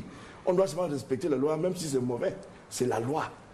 Et c'est comme ça l'État. C'est comme ça le pays ici. Mais lorsqu'on écoute... Il faut noter que pour qu'on prenne un dossier comme avocat, il faut être parti. Il faut être l'avocat d'une partie du procès pour comprendre mieux. Vous ne pouvez rien savoir tant que vous n'avez pas le dossier en main, tant que vous n'avez même pas lu, n'est-ce pas, les procès verbaux ou les déclarations de partie. Vous ne pouvez pas. Alors, cela traduit un peu quand même une part de frilosité autour de cette question anglophone. Et j'ai envie qu'on en parle. Il faut quand même noter l'aveu que les lois sont mauvaises. Mais bon, comme elles sont votées... On ne va pas rentrer là-dedans, Monsieur Libi. Le sujet, aujourd'hui, est de savoir... Il y a eu des arrestations, il y a eu des violences dans ce pays, il y a eu pas mal on va dire, de dialogue, on va dire, on va appeler ça comme ça, de pourparlers. Où est-ce qu'on en est aujourd'hui? Est-ce qu'on a avancé? Ce qui est censé être une richesse du Cameroun, c'est-à-dire le bilinguisme, est-il en train de détruire ce pays-là? Monsieur Maître Akeremouna, vous avez même été... Je dois interpeller, donc voilà. Je sais de quoi je parle. Rapidement, je vais rejoindre ce qu'il a dit, mon jeune frère Libi. C'est clair que les tribunaux militaires sont des tribunaux d'exception. Ça, il n'y a pas à dire autre chose. Et il a parlé du problème de gestion. Je pense que, quelle que ce soit la loi, la gestion de l'inculpation de ces anglophones-là a été très mal faite. Et gestion encore, nous allons parler de la gestion de ce qu'on appelle crise anglophone. Je n'aime pas dire problème anglophone parce que jusqu'à aujourd'hui, quand on dit le problème anglophone, je ne sais pas si c'est parce que les anglophones sont un problème pour la République, si c'est parce que les anglophones sont un problème pour les francophones, ou bien c'est parce que les anglophones ont un problème. Alors, soit dit en passant. Donc, gestion de cette crise. Je vais prendre les trois choses qui sont brandies comme étant des actions prises par le gouvernement pour résoudre quoi que ce soit. Et tout en apportant une solution. Les procès.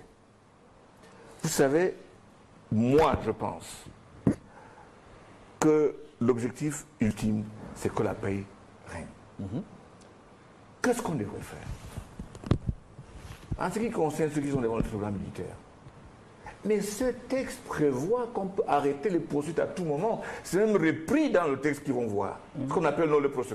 D'ailleurs, le tribunal militaire avait ça même avant qu'on incorpore ça à l'article 64 du Code de procédure pénale.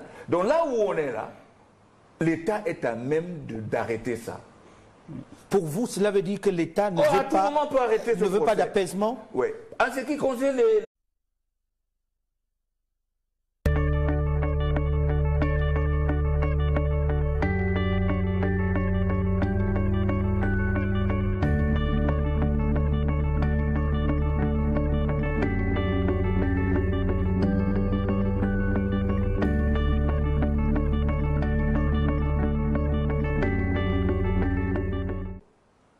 Maître Akeremouna, bonjour. Bonjour, Monsieur Foucault. Monsieur Joshua Ozi, bonjour. Bonjour. Monsieur Libi, bonjour. Bonjour, Monsieur Alain Foucault. Monsieur Julius Achou, bonjour. Bonjour, Monsieur Foucault. Alors, il y a quelques jours, devait avoir le procès de ceux qu'on a appelés les manifestants et même les religieux de la région anglophone. Le procès a été reporté. Est-ce qu'après plusieurs mois, on peut dire aujourd'hui qu'on est dans un début de sortie de crise dans la question anglophone aujourd'hui? Monsieur Akeremouna.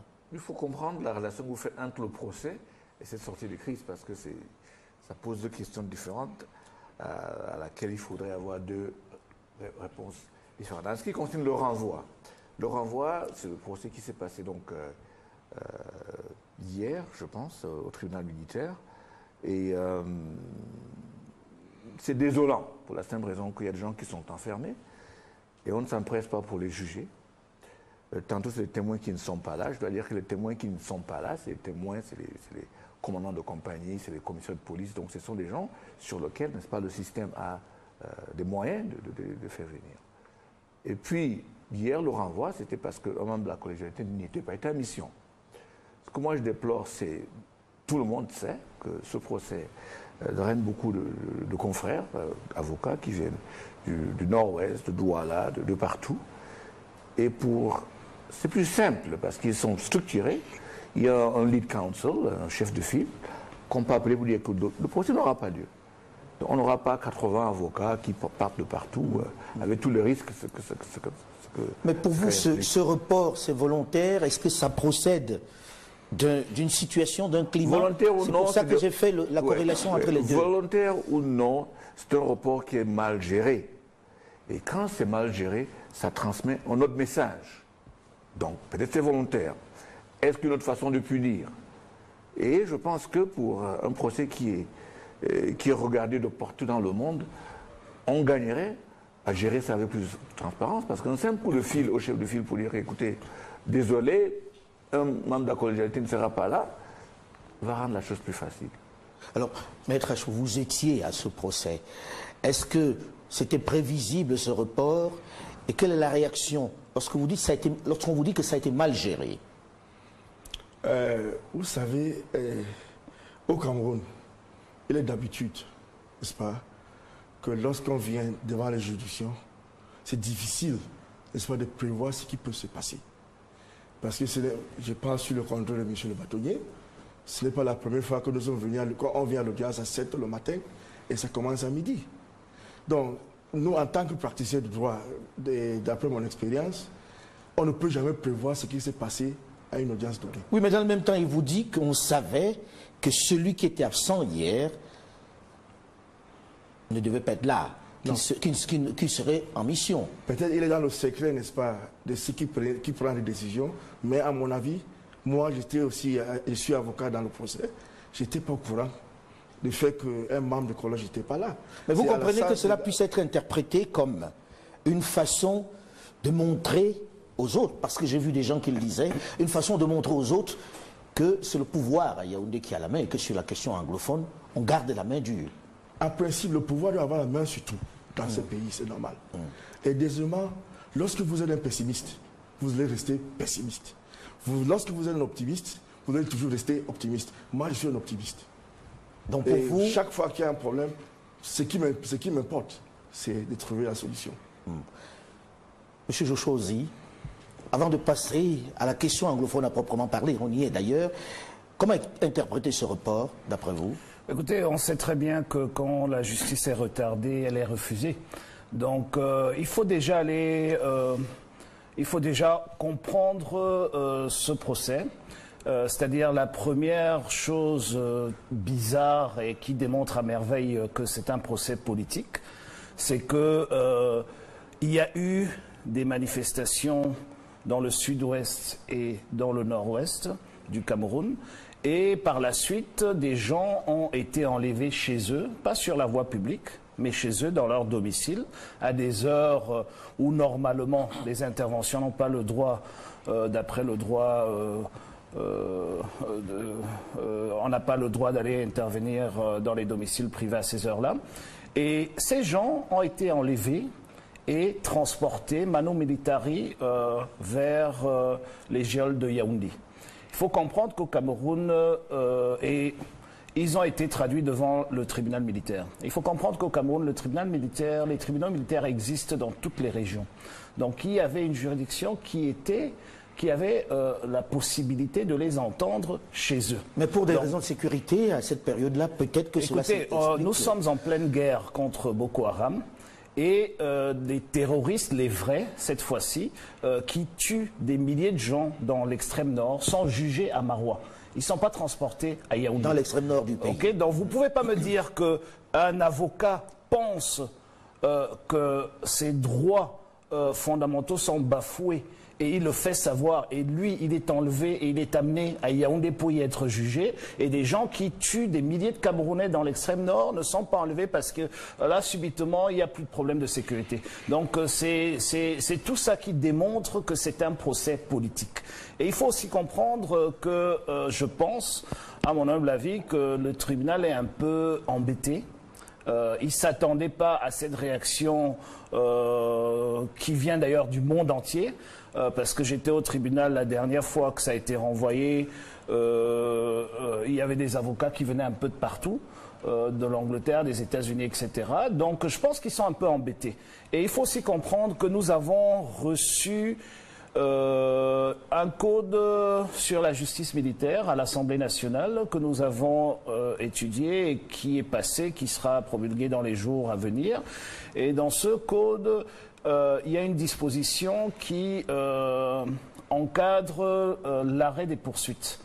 Et donc peut-être aussi le tribunal attend que ce code soit promulgué pour l'utiliser parce que franchement, on ne peut pas me faire croire que des membres de la société civile qui ont émis le vœu que la Constitution soit révisée peuvent être coupables d'un acte. Mais s'ils l'ont fait en incitant à la violence. Ben écoutez, la violence que nous avons tous vue sur les réseaux sociaux, que d'ailleurs les télévisions du monde entier ont montré, venait des forces de l'ordre. C'est les militaires qui étaient dans les campus des étudiants à Bouya et à Bamenda, qui arrosaient, qui violaient, qui tabassaient, qui mettaient les étudiants dans la boue. Maître, et sans pas entrer dans votre dossier, avant de donner la parole à M. Libi, une réaction à cela? Oui, je suis surpris, n'est-ce pas, d'apprendre que les gens du Boko Haram sont jugés à Maroua.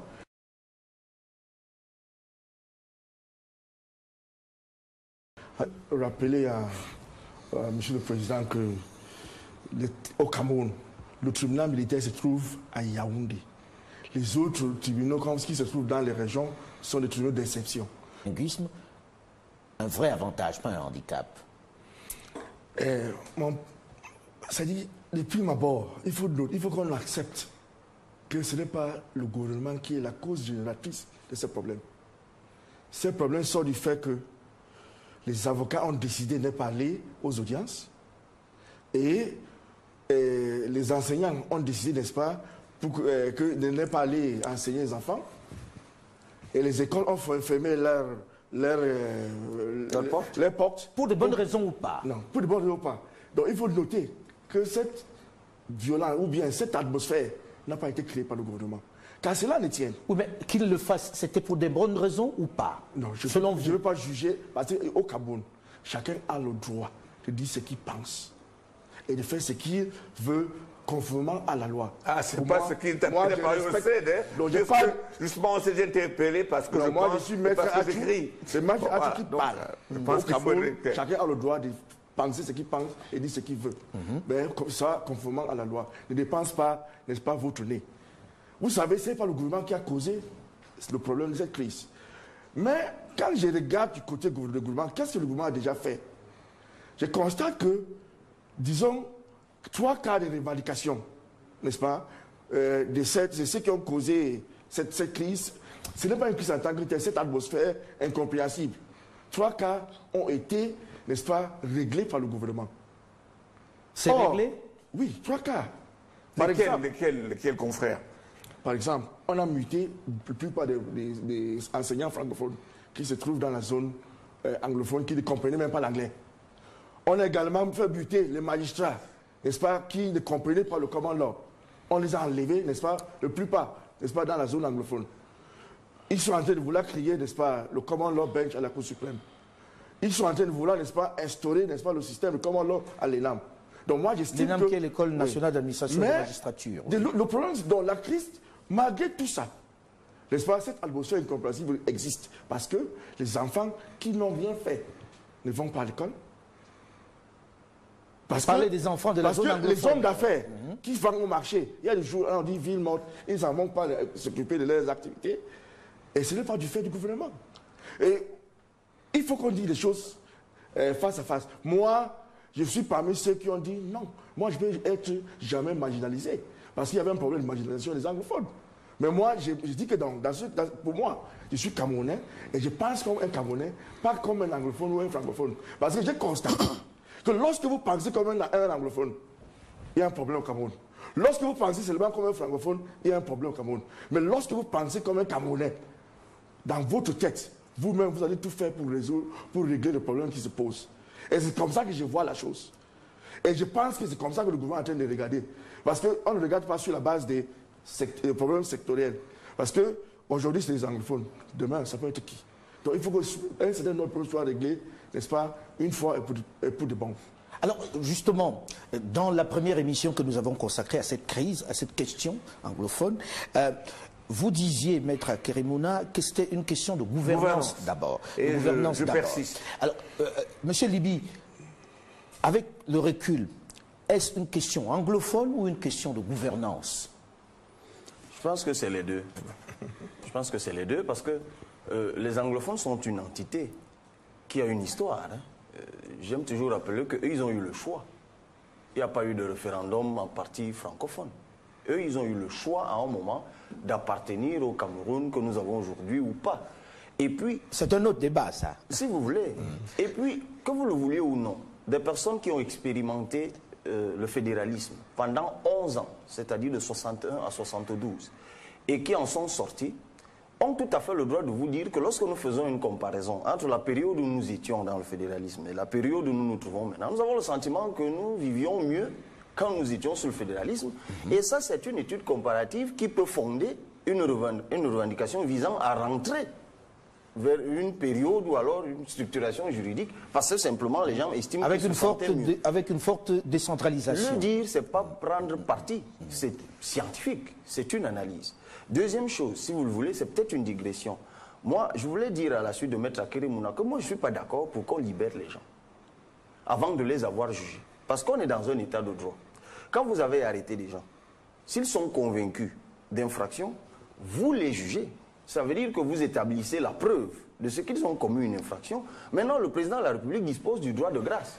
S'il veut être clément, il est clément après le jugement. Parce que moi, je trouverais très facile que vous arrêtiez des gens, que vous n'arriviez pas à prouver pourquoi vous les avez arrêtés, et puis tout de go, vous les libérez. Je trouve ça trop facile. Que ceux qui sont des criminels, des sécessionnistes, des terroristes, qu'ils soient convaincus comme étant des terroristes, qu'on les extirpe de la place publique et qu'on libère ceux-là qui ne sont convaincus de rien. On va en parler dans la seconde partie. Avec ta permission, il faudrait...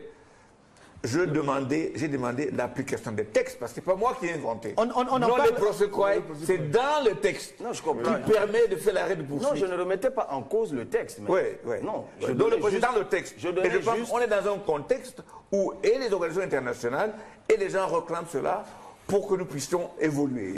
Alors, dans la première partie, nous avons évoqué surtout les questions des arrestations, de justice, dans cette question anglophone.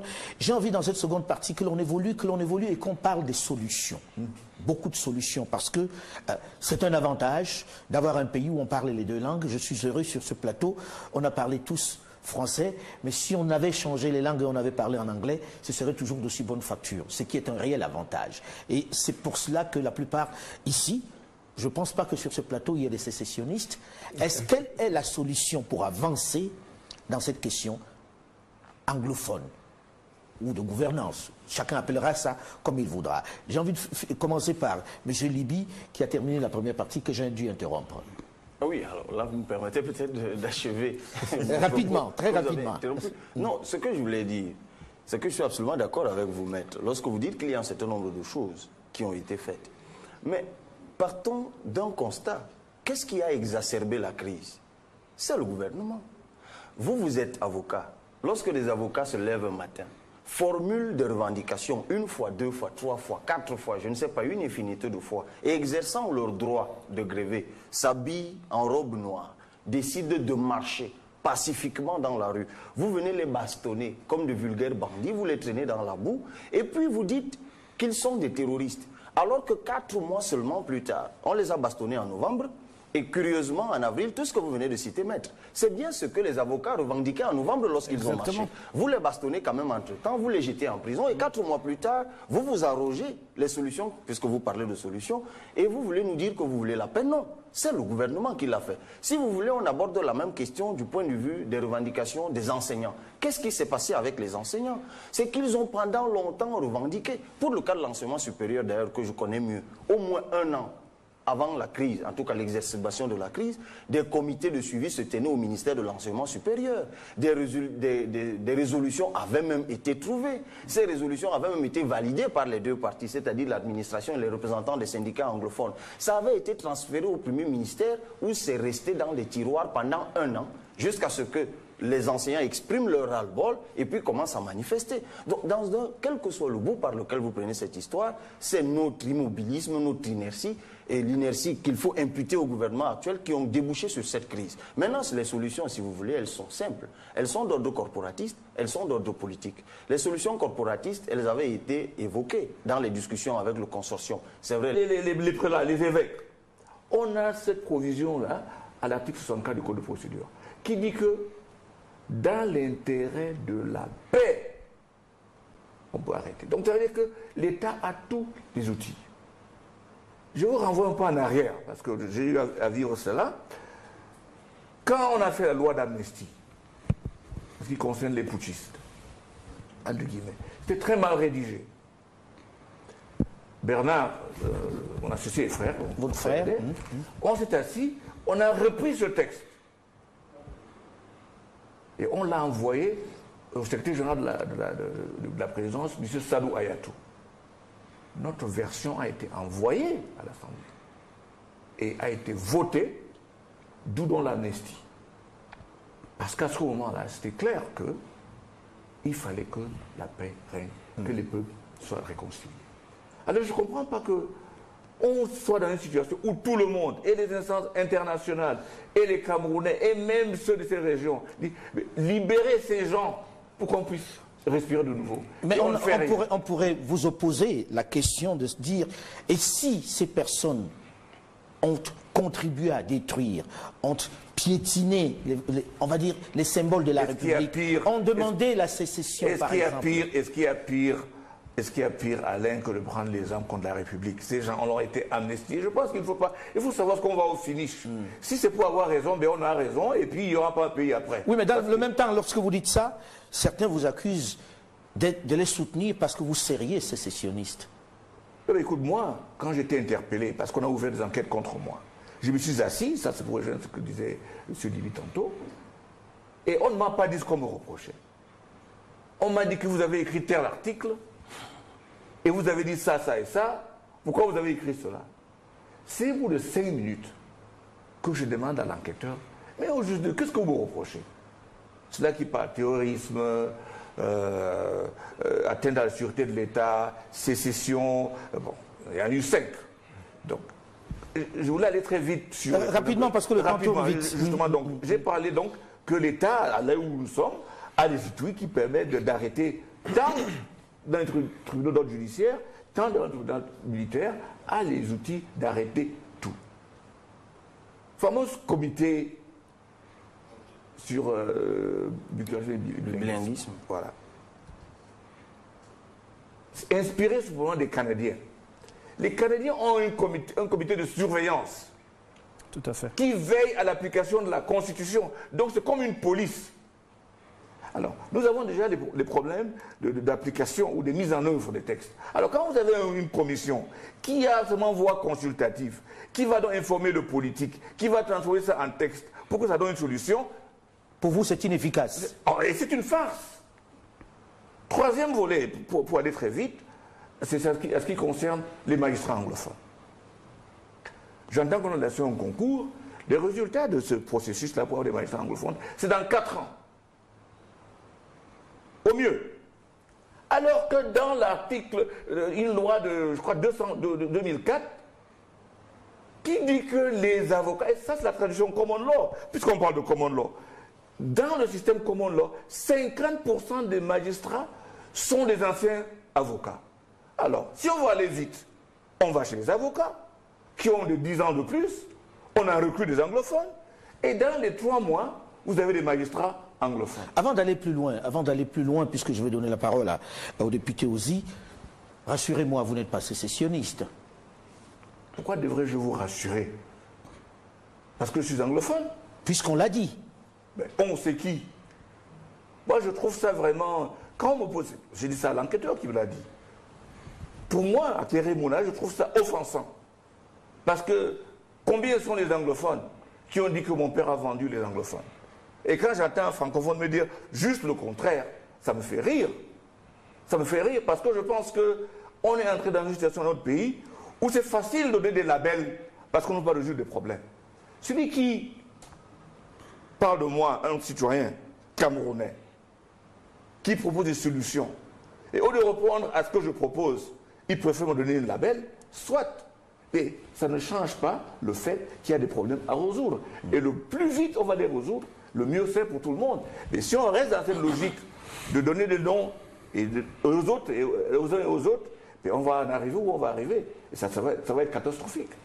Joshua Ozi, vous qui êtes au Parlement, est-ce que vous avez le sentiment aujourd'hui qu'il y a une démarche pour en finir avec cette tension née de ce qu'on a appelé la crise anglophone? Non, je pense que la démarche aujourd'hui est pour essayer de sauver la tête du prince, du président de la République, et il n'y a aucune autre démarche. Mais sa tête n'est pas menacée par ça. Sa tête est menacée parce que vous savez que il se fonde sur la paix et l'unité nationale.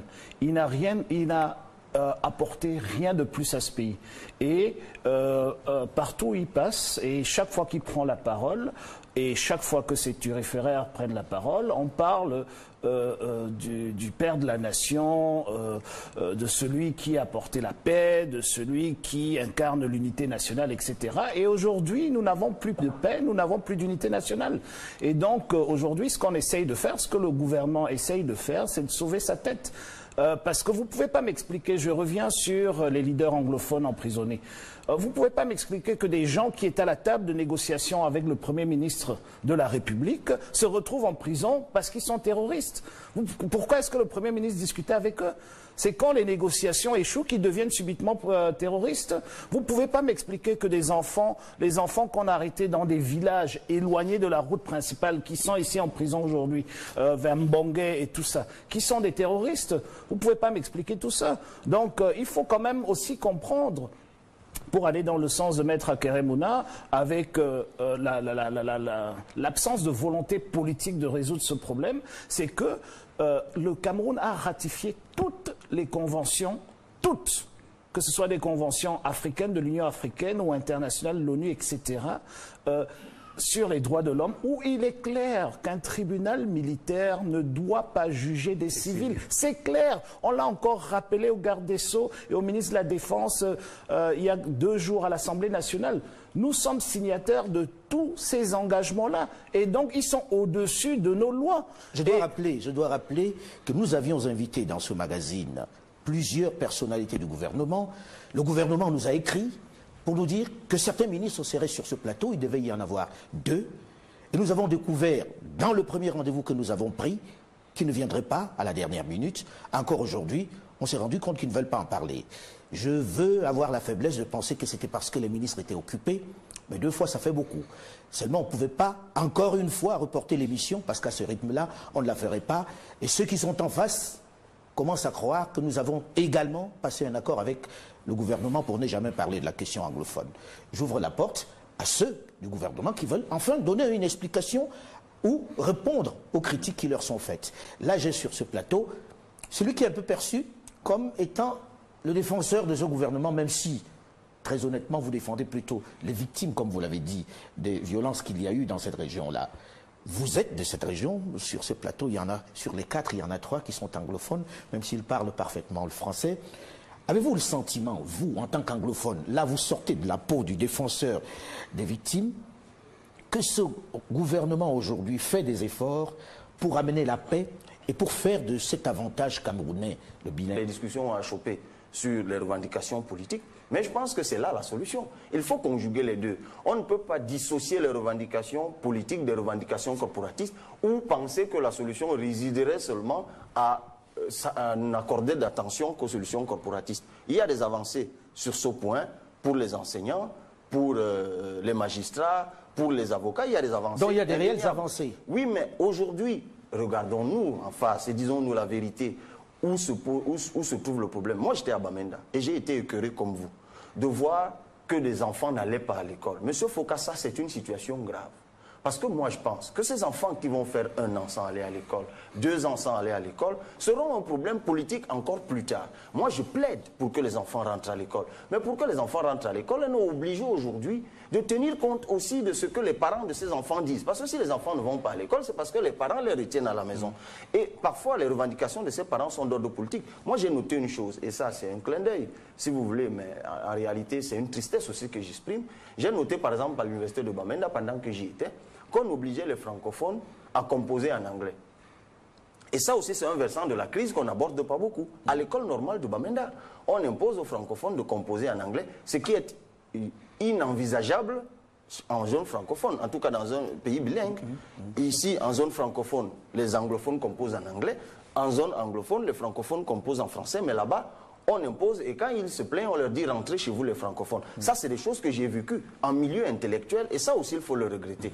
Mais pour revenir à la solution, je pense qu'il y a un aspect politique dans cette solution qu'il faut aborder, la forme de l'État, qu'on le veuille ou non. Je sais qu'en le disant ici, ça peut me valoir des choses, parce que c'est devenu tabou. Parce bon, on ne peut pas parler de la forme de l'État? Oui, mais c'est bizarre, parce que moi, je suis quand même enseignant-moniteur dans une faculté de droit, et je tiens des enfants en droit constitutionnel, et l'un des thèmes de TD, c'est le fédéralisme. Alors, vous vous doutez bien que dès que j'ai abordé la question, la première question qui m'a été posée par les étudiants, c'était de savoir, bon, encore que certainement que je ne le ferai plus demain, parce que je l'ai dit ici, mais je l'ai déjà fait de toute façon. Les enfants me demandent, mais la forme fédérale de l'État, là, pourquoi on dit que c'est impossible chez nous? Je dis, mais écoutez, n'allez pas penser que parce qu'un homme politique a fait un discours à la télé et que lui, il n'est pas d'accord avec une chose que juridiquement, elle n'existe pas. Je pense que c'est une question qu'il faut aborder froidement. Donc, la question du fédéralisme. Moi, je propose aujourd'hui un État régional qui est à mi-chemin entre l'État décentralisé et l'État fédéral, mais il faut s'asseoir avec les personnes qui portent ces revendications et accepter le débat de fond. On ne peut pas l'évacuer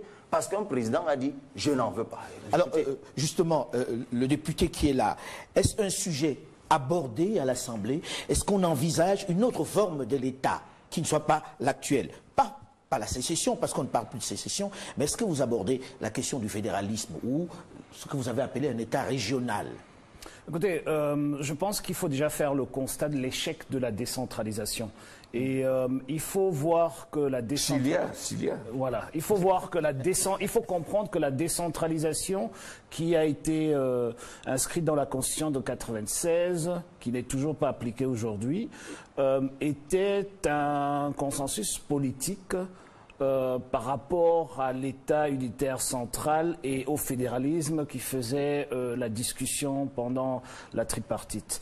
Donc l'échec de cette décentralisation, c'est-à-dire qu'on l'a même jamais véritablement entamé, démontre à merveille aujourd'hui que le pouvoir politique en place n'a pas envie de la dévolution des pouvoirs, qu'ils soient économiques, qu'ils soient politiques, etc. Il est très centralisé. La Constitution du Cameroun dit que le président de la République nomme à toutes les fonctions civiles et militaires, tout seul. Et c'est cette tradition hyper centralisée que l'entité politique qu'on appelle anglophone, parce que très souvent on l'assimile à une tribune, non. C'est un pays qui est venu rejoindre un autre pays et qui avait une tradition, une culture politique complètement décentralisée. Et c'est la nostalgie de cette décentralisation-là que les gens mettent au devant aujourd'hui. Et il faut comprendre, je vais aller plus loin, que certes, il y a des avancées corporatistes et tout ça, mais le problème de fond, il est politique. Et il faut un débat sain autour de la forme. Mais est-ce que ce débat est ouvert à l'Assemblée?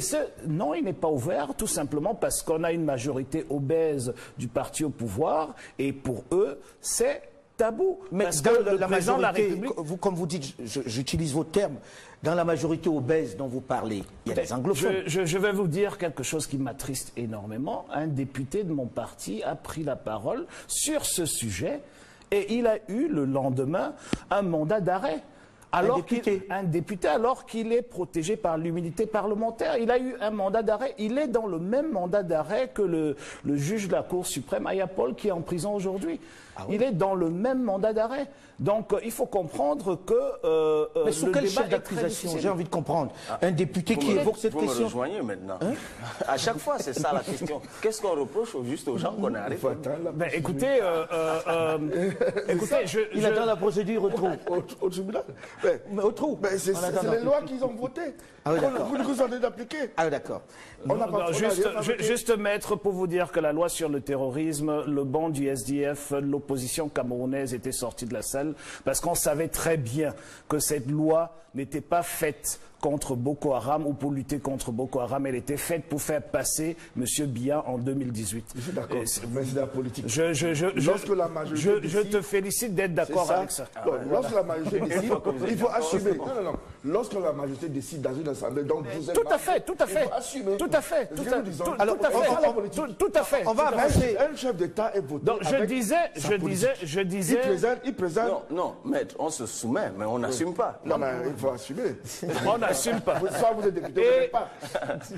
Je disais donc que le problème, il est éminemment politique, il est uniquement politique. Et dans ce problème politique, il y a d'abord un préalable, celui du contentieux historique de ce pays, qu'il faut d'abord vider pour pouvoir se parler les yeux dans les yeux. Donc concrètement, ça se manifestera comment?